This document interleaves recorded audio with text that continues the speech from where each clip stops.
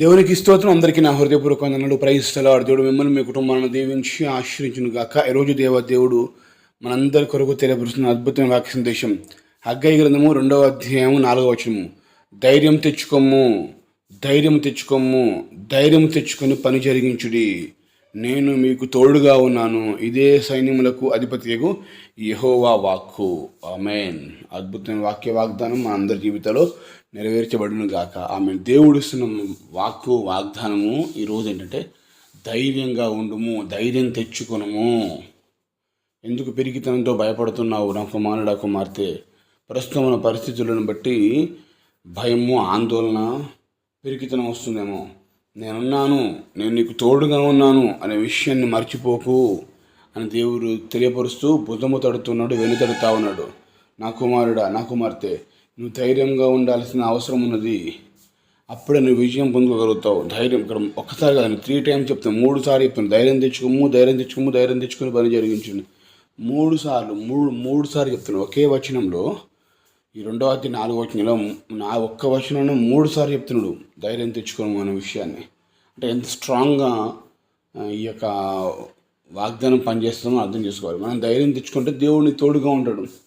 నువ్వు ఏ పని చేసినా కూడా, ఎడిపోయినా కూడా నువ్వు విజయం పొందగలుగుతావు. ప్రస్తుత పరిస్థితిలో ఎక్కడికి పోయినా కూడా చాలామంది మనల్ని భయపెట్టేవారే ఉంటారు. చిన్న సమస్య వచ్చినా కూడా మనల్ని ఆందోళనకు గురి చేసేవారే ఉంటారు. నిన్ను కించపరిచే విధంగా ఉంటారు. నిన్ను కిందికి లాగాలని చూస్తూ ఉంటారు. నువ్వు ధైర్యంగా ఉన్నా కానీ మనుషులు ఎలా ఉంటారంటే నువ్వు కిందికి లాగాలి, నువ్వు ఎలా పడగొట్టాలి, నువ్వు ఇది చేయలేవు, నిరుత్సాహపరిచేవారు ఉంటారు. నేను అంటాను, కొంతమంది ఎలా ఉంటారంటే నిరుత్సాహపరుస్తున్నారు. ప్రోత్సాహపరచకపోయినా పర్లేదు కానీ నిరుత్సాహపరచకూడదు. ఇక్కడ ప్రోత్సాహపరిచేవాడు దేవుడు ఉన్నాడు, నిరుత్సాహపరిచేది మనుషులు. వాళ్ళు ఎప్పుడు మనల్ని నిరుత్సాహపరచడానికి ప్రయత్నం చేస్తాం. ఎందుకంటే మనం ఎదగటం కానీ, మనము ఉన్నతమైన స్థితికి వెళ్ళటం కానీ వారికి ఇష్టం లేక. ప్రతి సహోదరుడు దేవుడికి ఎంతో ఇష్టం. అందుకే ఒక్క వచనం 3 సార్లు ధైర్యం తెచ్చుకోను అనే విషయాన్ని 3 సందర్భాల్లో 3 సార్లు దేవుడు చెప్తా ఉన్నాడు. నమ్మి వాగ్దానాన్ని ధైర్యంగా ఉండు. ఎవరితో మాట్లాడినా ధైర్యంగా మాట్లాడు. ఎవరికి వెళ్ళాలన్నా ధైర్యంగా ఉండు. ఈరోజు ఏ పని చేసుకున్నా ధైర్యంగా పని జరిగించు. ధైర్యం తెచ్చుకొని పని తెచ్చుకోవాలి. ధైర్యం రాదు. ఏంటండి, ధైర్యంగా ఉండు అనట్లేదు, ధైర్యం తెచ్చుకోము అంటున్నాడు. తెచ్చుకోము, నీకు నువ్వు ధైర్యం తెచ్చుకోవాలి. ఎవరు వైపు చూస్తే నువ్వు ఓడిపోతావు. నువ్వు తెచ్చుకోవాలి. ఒక వస్తువు ఎక్కడైనా దూరంగా పెట్టాలనుకుంటు, అది దాని దగ్గర ఏం చేస్తాం, అది కావాలనుకుంటే తెచ్చుకుంటాం. అట్లనే నువ్వు ధైర్యం కోల్పోయావు. ధైర్యం తెచ్చుకో. నన్ను చూసి ధైర్యం తెచ్చుకో. నువ్వు చేసే పని దాంట్లో నువ్వు విజయం పొందగలుగుతావు. నేను తోడుగా ఉంటాను. దేవుని తోడు ఎంతో గొప్పది. మనుషుల తోడు కంటే దేవుని తోడు ఎంతో గొప్పది. మనుషులు కొద్ది రోజులు తోడు ఉంటారు, తోడు ఉండరు అనేది కాదు. కొంతమంది తోడు ఉంటారు, కొద్ది రోజులు ఉంటారు, పూర్తిగా ఉండరు, ఎల్లకాలం ఉండలేరు. ఒకవేళ మనుషులు మన తోడుగా ఉన్నా కానీ మనం ఓడిపోతాం, బాధపడతాం. కానీ దేవుడైతే మనల్ని ఓడిపోయేలాగా చేసేవాడు అయితే మాత్రము కాదండి. ప్రియ సహోదరుడా, ప్రస్తుతం పరిస్థితులు నిన్ను బలహీనపరిచే విధంగా ఉంటుండొచ్చు.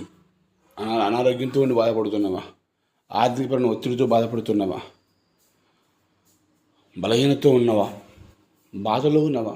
సమస్యలో ఉన్నవా? కుటుంబ కలహాలతో కుటుంబట్లాడుతూ కుటుంబంలో సమాధానం లేక బాధపడుతూ పిరికితనంతో ఉన్నావా? అయితే దేవుడిచ్చే వాక్కు ధైర్యంగా ఉండు, ధైర్యంగా ఉండు. అటువంటి పరిస్థితుల్లో నా దేవుడు నాకున్నాడు, నాకు ఆరోగ్యం ఇస్తాడు, నా దేవుడు నాకున్నాడు, నా తోడుగా ఉన్నాడు, నన్ను ఆశీర్వదిస్తాడు, నా దేవుడు నా కుటుంబాన్ని కడతాడు అని ధైర్యంగా ఉండు. పిరికితనంతో ఎక్కడికో వెళ్ళిపోవాలని అనుకో. మాకు నిలబడు, స్ట్రాంగ్గా ఉండు.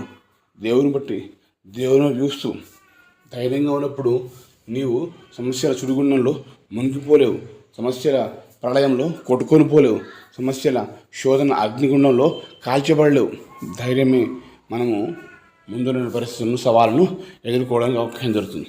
ఇంత గొప్ప అద్భుతమైన విషయాన్ని, వాగ్దానాన్ని దేవుడు ఈరోజు నీకు తెలియపరుస్తుండగా ప్రస్తుత పరిస్థితులను బట్టి అటు చూడకు, దేవుని చూడు, ధైర్యం తెచ్చుకొని ముందుకు సాగు. దేవుడికి తోడుగా నడిపించును గాక.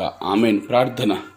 పరిశుద్ధుడ ప్రేమగల తండ్రి, వందనాలు, స్తోత్రం చేసిన సహాయం దయచేయండి, కృప దయచేసి వేడుకుంటున్నాం. ఈరోజు మాకు తెలియపరుస్తున్న వాక్కు ధైర్యం తెచ్చుకొని పని జరిగించుడి, నేను తోడుగా ఉన్న విషయాన్ని తెలియపరచు కదా ప్రభా. అవును తండ్రి, పరిస్థితులను బట్టి కొన్ని రకాల విషయాలను బట్టి మేము చూసినప్పుడు పెరుగుతున్నతో పారిపోయే పరిస్థితులు ఉంటున్నాం. క్షమించండి, రక్షించండి, కాపాడండి, స్థిరపరచండి. మీరు మాకు తోడుగా ఉంటే మేము ఏదైనా చేయగలుగుతాం ప్రభు. అయ్యా, మీరు మాకు తోడుగా ఉండి మమ్మల్ని విజయపథం నడిపించి సహాయం చేయమని వేడుకుంటున్నాం. మా తోడు నీవే, మా యొక్క అండా దండ కొండ నీవే ప్రభు తండ్రి. అనారోగ్యము, ఆర్థిక సమస్యలు, బలహీనతలు, బాధలు, కుటుంబ సమస్యలు, వీటన్నిటి నుంచి విడుదల దైశ్యం వేడుకుంటున్నాం ప్రభు. ధైర్యంగా ఉండమని నీ వాక్యం ప్రకారంగా మేము నేటి నుండి అయ్యా ధైర్యంగా ఉంటూ మీ తోడు నీడలో మేము ముందు సాగే వాక్యం దయచేయమని యేసు నామములో వేడుకుంటున్నాము తండ్రి. ఆమేన్.